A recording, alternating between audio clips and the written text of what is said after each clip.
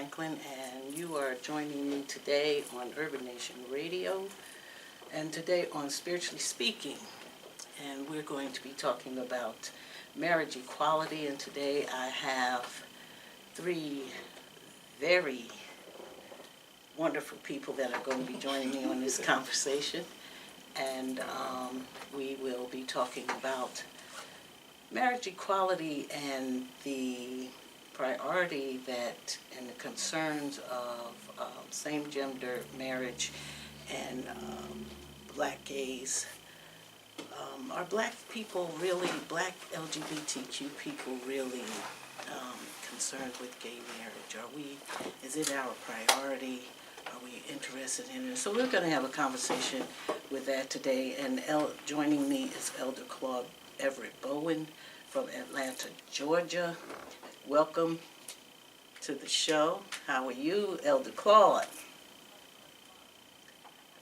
Good. I'm doing great. I'm glad to have you with me. Before I introduce you and my other guests, I have the esteemed and wonderful Michelle Elizabeth Brown, who is a native of Detroit and has a exciting career, and she just is an activist in the community, and I'm going to give you some specifics on her, and historian extraordinaire Terri Leverette, who works in the city each and every day and has her feet on the ground running.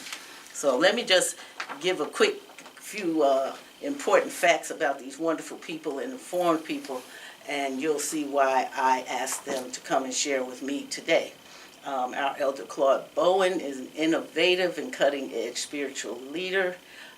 His active participation in the church, starting at an early age,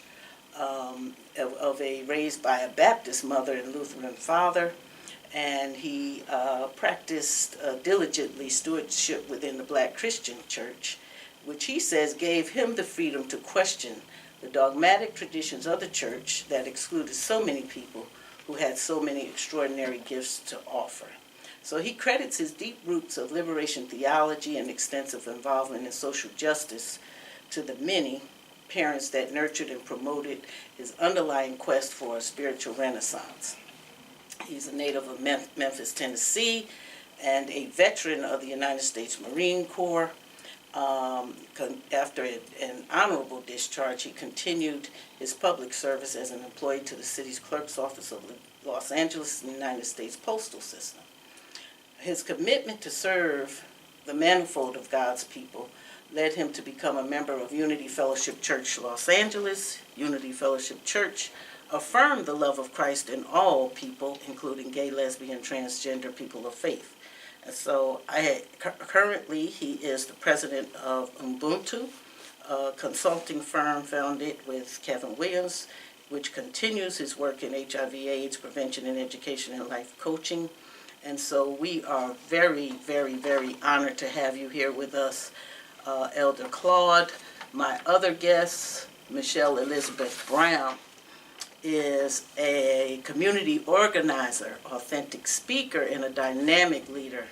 Her true voice for civil rights and African gays and lesbians, she has the presence and skills to motivate people into action by advocating for fundamental change on the most basic levels. Ms. Brown talks about a common language by shedding light on our ability to appreciate and respect each other. She says we can move forward as a community. She is born and raised in Detroit and has used her strength as a communicator to confront the problems of affordable housing, community development, gentrification, homelessness, drug addiction, and bringing HIV/AIDS housing in Detroit. She has worked with several youth programs and initiated reading and writing workshops for children and adults, and she has used her life experience as a single-teen mom to counsel teen mothers and women at risk. She has served as board vice chair of the National Black Justice Coalition, on the board of directors of Michigan's Inclusive Justice Coalition, and on the board of directors of Equality Michigan, and a host of everything. She empowers everyone she speaks to be responsible for the answer. And last but certainly not least, My friend Terri Leverette is a native Detroiter with over 25 years of experience and engagement with disenfranchised communities. She has served on several boards, including SPICE, that is Sisters Providing Intelligence, Creativity, and Empowerment. She has served on the Michigan Fairness Forum, self-development of the SDOP, which is for self-development of people, and currently manages 2 grant programs in Detroit and is involved in the redevelopment of Detroit communities with an emphasis on inclusion of all residents. Terri holds a master's degree from Eastern Michigan University. And I welcome you all here today, and I thank you for wanting to share and shed light on this awesome topic, and that's really rocking the United States today, wouldn't you say? That's true. So I just want to ask, but all of you know me to be direct and to get straight to the point. So I want to ask the question, and either one of you jump right in, just as how you feel led. But do black gays really care about marriage equality? Well, I'll jump right in. That's just me. And then, Elder, if you don't mind. I think that we do, but we don't. Okay? We are, first of all, black people. Okay? And the fact that I can still be discriminated against at work, it's not just because I'm gay, but because I'm black. That we will probably be the last hired, the first fired. I'm not going to make as much. My neighborhood conditions, I can look and see that there's still the issue of African Americans being killed. So as I look at my condition as a black person first, and as a black gay person, getting married, not so much. However, I understand that in our culture, there's this contract of marriage. And in order to negotiate and have these things, so that I can get this job and once I get this job, have access to all of these benefits for my family, then I have to learn how, I need that contract. Mm-hmm. So there's a matter of marriage as contract law, but then there's that part of respecting me as an individual, respecting me and respecting my family. Respecting me, my life, my family, and my family needs supersede my need to have a gay marriage. Okay.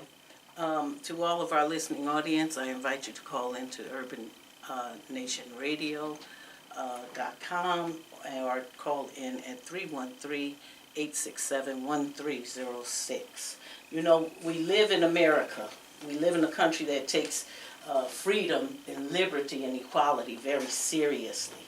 And so marriage is available to all citizens except for LGBT people, and so I know it's for myself. I was married to a man, and now I'm married to a woman, and this year, yay, I got to file my taxes, and that was very, I was like, wow, you got a pretty nice refund back, and so that became very real to me.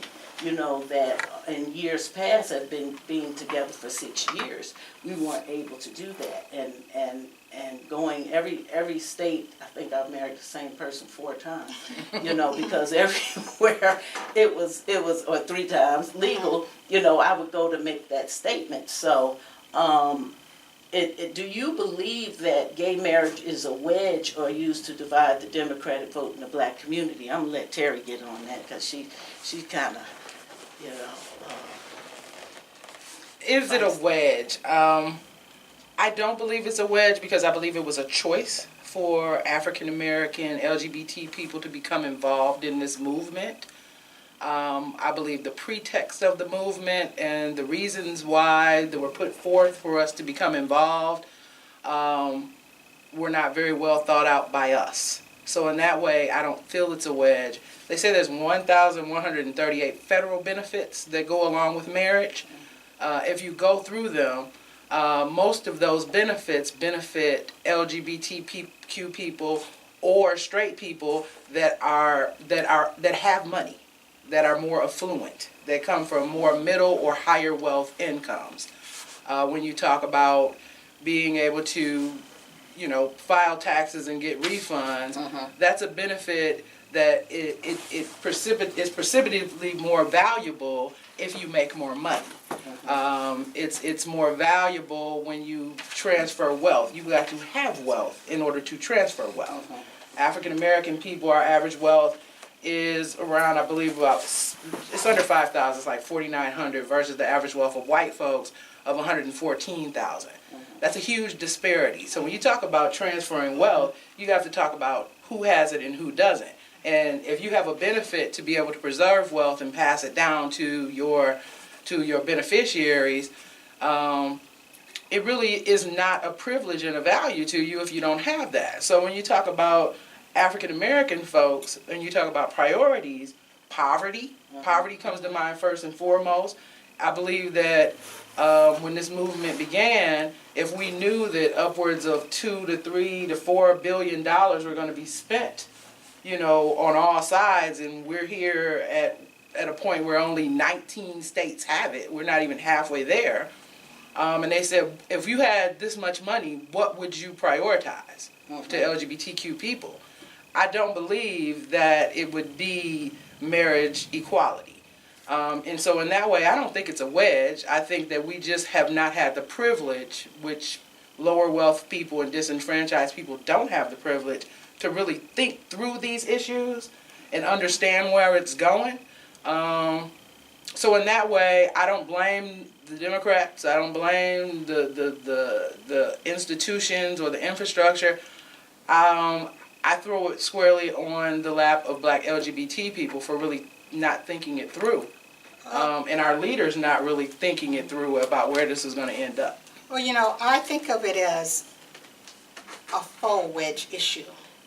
I can tell you back in 2004 when we had it, we were talking about it in Michigan, the 2008 elections, 2012 elections. As you go out and you canvass people and you go and talk to your average black person, they are concerned about the economics of our community. They don't care, if Terri and I live next door, as long as we're not selling crack and tearing the neighborhood down. And they will tell you that on Sunday they hear one thing, but they make a decision based on their lives. What you see are the ones who are benefiting from it, because the ones who are held up often aren't the ministers who represent the masses of the community. But what they do is they put up that wedge between the white gay community and the black gay community.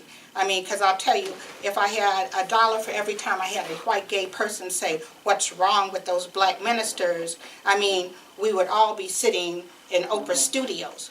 But what you find is, when you do that, the ones that they are pandering to, unfortunately, are the ones who are going to go and vote. Because those ones who are living in my neighborhood, who I can go out and canvass, and they say, you know what, I don't care what you do. I need to get a job, I don't get it. But the odds are they aren't going to go vote.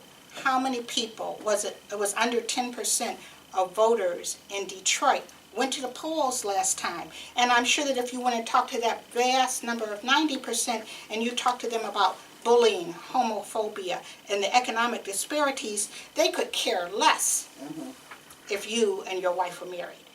But what you have is this faux wedge, where you find these ones and you put them up there and you go and you know what? They're doing just fine. Do they represent most of African Americans? I don't think so. I agree that we need to go out and say to our communities, I did not abdicate being black. I am your sister. I'm concerned about these things. And then we all have equality. Then we all get there. And I think then we get them out to the polls. We see a difference. But, I think it's a really defined wedge issue. Absolutely. At this time, I'm going to take a small break. You are listening to Spiritually Speaking on UrbanNationRadio.com. Please join us after the break. I want to ask you a question. How important is getting the black LGBTQ community out to the voting polls?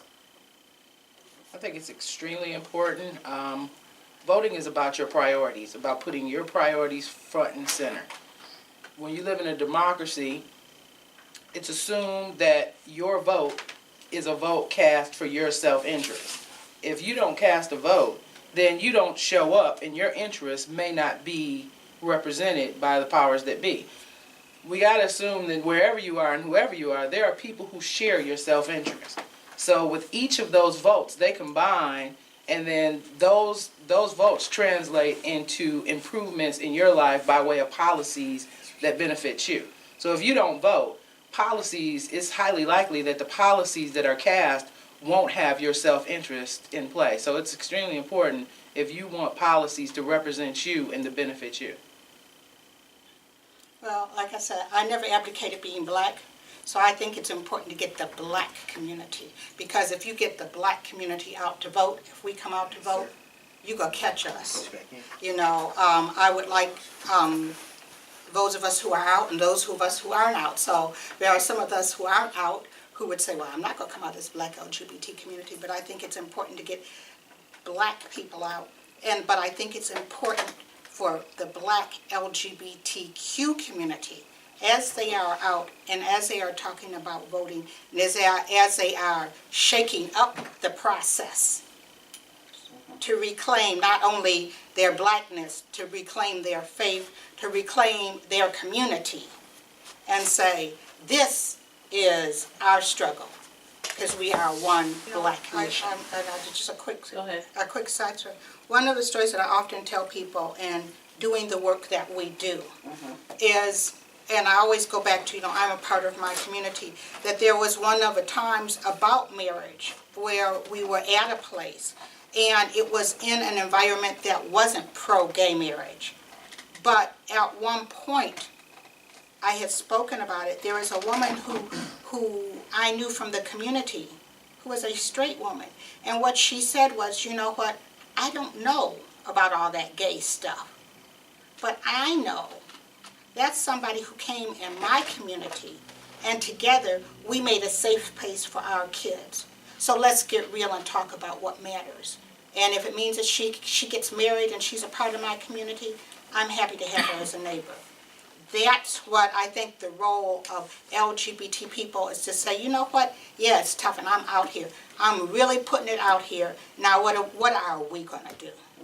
And that's a good segue into my next question, because I always would say in the pulpit that I think that LGBT people have gone through so much that we now have to go back into our families of origin and teach people how to love and teach people, what this thing is really about. So that being said, do you think, and then I already know what you think, but do you think that gay marriage strengthens or will strengthen or weaken the family union? I think that I really think it's neither here nor there. When you talk about black folks that are typically much lower wealth than white folks, the benefits of marriage is, first of all, let's be clear, an institution of the state. Okay, it's an institution of the state that is predicated on furthering the interests of the state. They like people to get married, so they'll buy a house, pay taxes, have kids, move into a bigger house, pay bigger taxes, support the schools and things of that nature. So first and foremost, let's be clear, that marriage first and foremost benefits the state. On the issue of benefiting black LGBT people, I think on most of the benefits, 1,138 benefits going on with marriage, most of them don't really apply to gay people, black gay people, because most of us are lower wealth people. So therefore, those benefits are not going to apply. We don't have a lot of wealth to pass on to our beneficiaries. Without the institution of marriage, we're still able to love each other. We're still able to cohabitate. There are legal mechanisms at place in society that allow us to protect certain things, many of our assets. So I think Obama, through executive order, made it so that we can visit our loved ones in hospitals and that we could do many of those other things. So at this point in time, with the advocacy and with the changing nature of things, I think that there are very few benefits to LGBTQ people around marriage, gay marriage. And we have to also consider that about half of gay people, black people period, never even marry. And they raise children, they love each other, they cohabitate, and they do as well as they can do under the same circumstances that other folks are doing, in marriage. And many marriages fail. So I think marriage is actually going the way of the dinosaur. I think that the issue is not so much about marriage, because, like Elder said, we always have. I was in Charleston, South Carolina once, and they talked about how, they have a slave museum there. And they talked about how when the slaves were there, the first thing was to break down that sense of family. They would blindfold them so you didn't know who you were mating with, so that you didn't know who was the parents. And they would break down these families. The issue is not marriage. It's about protecting and stopping the discrimination against our families, so that I can go and, for my family, rent a home and not be discriminated against because the two parents in this family are the same gender. That I can go and get a job and provide benefits to my family. Marriage, especially thanks to our heterosexual friends, like you said, it's going the way of the dinosaur, because they're getting married today and divorced tomorrow, and showing that that institution that you're holding so dear really is a basket full of holes. The issue is fighting discrimination, fighting homophobia, and a fundamental fairness of benefits, the allocation of wealth. That's what it is, to protect our families. And in that way, when you have a strong family in your community, you have a strong community. Okay, so now, let's talk about the elephant in the room. We know what that is, don't we? The elephant in the room is religion is a big factor for or against same-sex marriage. Now, the black church and what the Bible says. And, Elder, I'm going to let you start off on that one.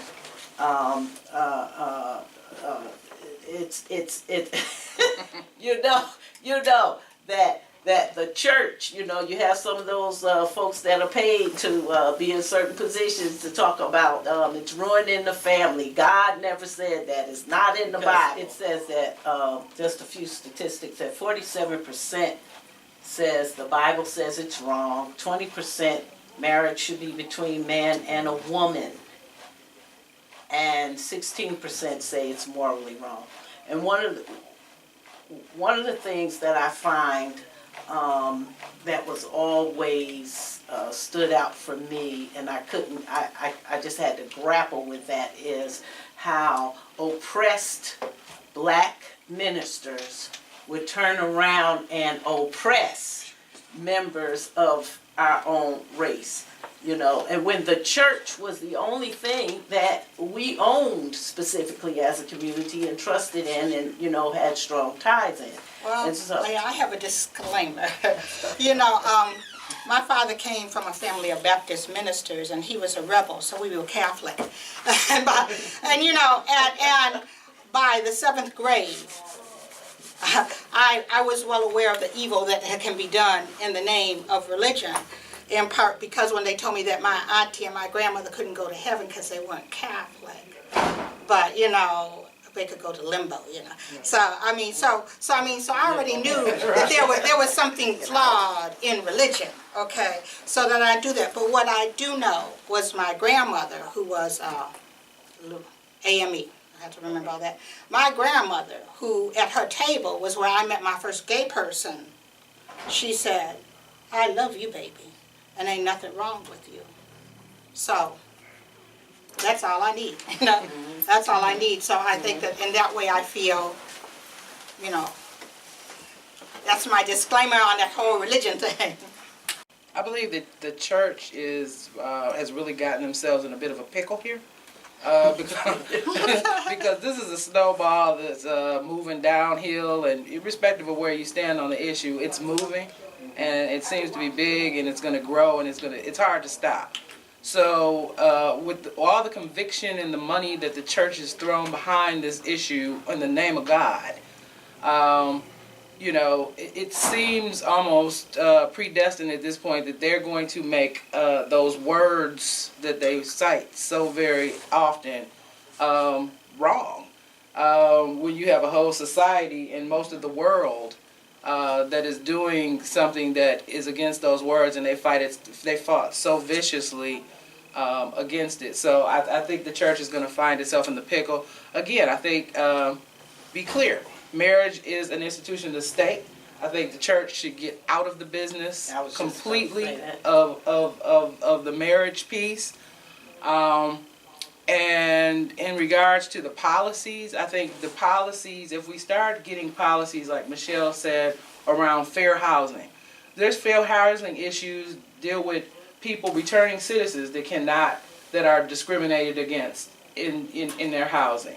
And if you create an inclusive justice movement where you have LGBT people fighting together with returning citizens, you know, with folks that are younger people that are adjudicated, who are also discriminated, and when you create this social justice movements that are more inclusive, that's going to take the church absolutely out of it, because then they're going to have to pick and choose, and that's not going to be so very easy for them. So I think the singular issue kind of advocacy that they're doing around like LGBT over here, black over here, there are some core issues that we can pretty much all get behind, and we start pushing for those policies. Absolutely. As a group and with people with similar interests, I think that's going to also put an end to the church being able to pick and choose.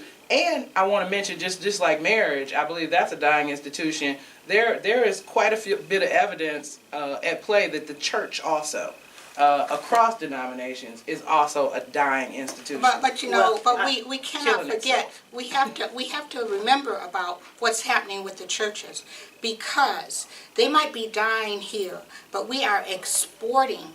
We are allowing these churches to export this level of homophobia internationally. Many of the things that are happening in Uganda, those people have been educated, taught, and are supported by the religious right from right here. Absolutely. So Absolutely. we cannot forget this elephant in the room. And if we train our elephant, we cannot let them go rampaging across the globe. Because as long as they allow that homophobia, that hate, to find some place to stir that pot. And one of them who was just recently elected president of the United Nations is part of that Uganda regime. Okay, so we can recognize it might be dying here, but we still must recognize the evil that it can be done, and we must bring that in line by having our soldiers who are in those ranks, like Reverend Franklin and the good elder. One of the things I wanted to that pricked my spirit was the church being involved in this movement. I too hate that the church is so politically involved that the very thing that it, and I use quote, was called to do, the very thing that it was called to do, it is not doing.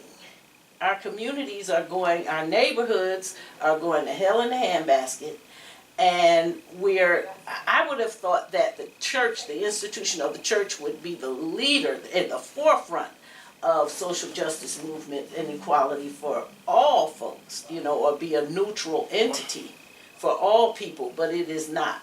And so I think that concept of institutionalized religion that we have, people are just not buying into it. We're getting a majority of people, you know, quite a number of people that just don't they don't go to church at all. So in the last few minutes, each one of you, what are your parting words? What do you want to see happen here in Michigan. You think, I think same-sex marriage should be